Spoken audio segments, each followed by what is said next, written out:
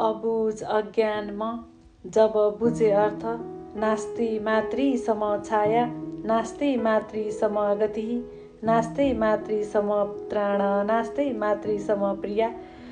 अनि झल्कियो हजुरको तस्बिर मेरो आँखा अगाडि।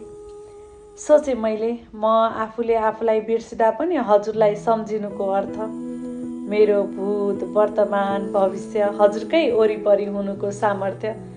मामु जब डगमगिन्छन् मेरा पाइला तब सम्झिन्छु म हजुरलाई अनि सोच्छु म उभिनुको अर्थ हजुरमै सीमित छ। सारा ब्रह्माण्ड एकातिर हजुर मात्र एकातिर। मलाई थाहा छ मेरो ब्रह्माण्ड हजुरमै सीमित छ। थाहा छ टाढा छु अहिले सिँगार्न स्याहार्न केही पनि सक्दैन। तर बाचा गर्छु बोक्याउनेछु एक दिन मलम दुःख पीडा भुलाउने अनि स्वर श्रृङ्गार बोक्नेछु हर्ष खुसी साथमै सँगै मिसाउने नि है। माता तीर्थ औँसीको लाखौँ लाख शुभकामना मेरी मामु अनि मेरी प्यारी हजुरआमालाई।